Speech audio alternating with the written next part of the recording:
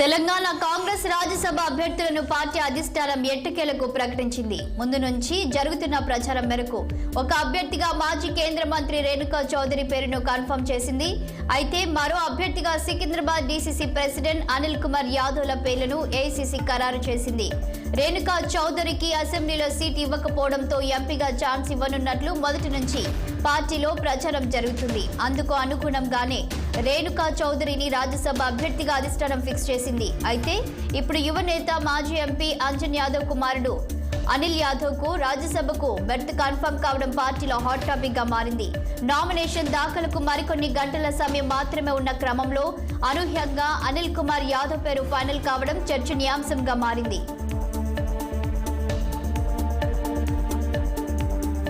ముఖ్యమంత్రి వైఎస్ జగన్మోహన్ రెడ్డి ఇవాళ కర్నూలు జిల్లాలో పర్యటించనున్నారు. ఈ సందర్భంగా ఎమ్మిగనూరు శాసన సభ్యులు చెన్నకేశవరెడ్డి మనవడు పవన్ కళ్యాణ్ రెడ్డి వివాహానికి హాజరు కానున్నారు. దీంతో పోలీసులు పటిష్టమైన బందోబస్తును ఏర్పాటు చేశారు. పర్యటనలో ఎలాంటి ఘటనలు జరగకుండా చూసుకోవాలని జిల్లా డీఐజీ విజయరావు పోలీసులకు ఆదేశాలు జారీ చేశారు. సీఎం పర్యటించే రహదారులు రూట్లను ఉన్నతాధికారులు పరిశీలించారు. ఆంధ్రప్రదేశ్ రాష్ట్ర ప్రభుత్వం 2024-25 విద్యా సంవత్సరానికి గాను వివిధ ఉన్నత విద్యా కోర్సుల్లో ఉమ్మడి ప్రవేశ పరీక్షల షెడ్యూల్ను విద్యా మండలి విడుదల చేసింది. ఏ పరీక్షలు ఏ యూనివర్సిటీ నిర్వహిస్తుంది, ఆయా పరీక్షలకు కన్వీనర్లు ఎవరనేది కూడా ఉన్నత విద్యా మండలి ప్రకటించింది. ఈ విద్యా సంవత్సరంలో ఇంజనీరింగ్, అగ్రికల్చర్, ఫార్మసీ కోర్సులకు కామన్ ఎంట్రన్స్ టెస్టును కాకినాడ జేఎన్టీయూ నిర్వహించనుంది.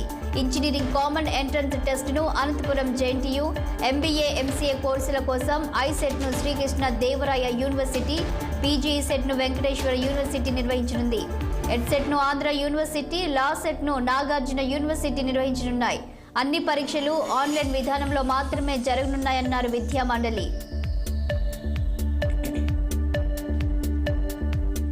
ఏపీ సార్వత్రిక ఎన్నికల్లో గ్రామ వార్డు సచివాలయ సిబ్బంది నిర్వర్తించాల్సిన పాత్రపై కేంద్ర ఎన్నికల సంఘం స్పష్టమైన ఆదేశాలు జారీ చేసింది.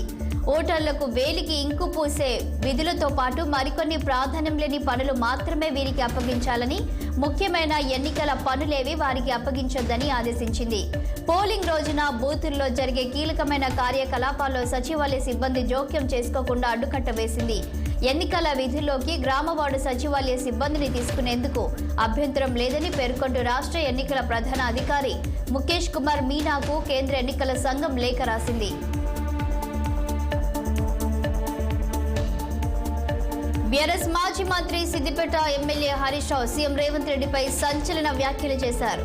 కాళేశ్వరం ప్రాజెక్టులో భాగమైన మేడిగడ్డ బ్యారేజీ రిపేర్ సాధ్యమేనని ఇంజనీర్లు చెబుతున్నారని, కాంగ్రెస్ ప్రభుత్వం వెంటనే మేడిగడ్డ పునరుద్ధరణ చేయాలని డిమాండ్ చేశారు. రేవంత్ రెడ్డికి ఆ పని చేత కాకపోతే సీఎం పదవికి రాజీనామా చేయాలని, తాను ముఖ్యమంత్రిగా ప్రమాణ స్వీకారం చేసి మేడిగడ్డ బ్యారేజీ పునరుద్ధరణ చేసి చూపిస్తానని సవాల్ విసిరారు. ప్రభుత్వం మేడిగడ్డ పునరుద్ధరణపై దృష్టి పెట్టకుండా రాజకీయాలు చేస్తుందని ధ్వజమెత్తారు. మేడిగడ్డ బ్యారేజీ కుంగడాన్ని ప్రభుత్వం భూతద్దంలో చూపుతోందని, కాళేశ్వరం ప్రాజెక్టు మొత్తం కుంగిపోయేలా కాంగ్రెస్ సర్కార్ కుట్ర రాజకీయాలు చేస్తుందని ఆరోపించారు. తమ డిమాండ్లను నెరవేర్చాలంటూ ఢిల్లీ చలో కార్యక్రమానికి శ్రీకారం చుట్టిన రైతులు వెనక్కి తగ్గడం లేదు. తాము పండించిన పంటలకు మద్దతు ధర కల్పించాలంటూ రెండో రోజు ఢిల్లీలోకి ప్రవేశించేందుకు ప్రయత్నించారు. పంజాబ్, హర్యానా సరిహద్దులోని శంభు వద్ద వేల మంది రైతులు మోహరించారు. పంజాబ్లోని పలు ప్రాంతాల నుంచి అక్కడికి రైతులు భారీగా చేరుకుంటున్నారు. జాతీయ రహదారి అంతా ట్రాక్టర్లతో నిండిపోయింది. వారంతా బుధవారం ఉదయం ఢిల్లీ వైపు సాగేందుకు మరోసారి బారికేడ్లను ధ్వంసం చేసేందుకు ప్రయత్నించారు. కొందరు రైతులు భద్రతా దళాలపై రాళ్లు రువ్వారు. దీంతో పోలీసులు బాష్పవాయువు గోళాలను ప్రయోగించారు.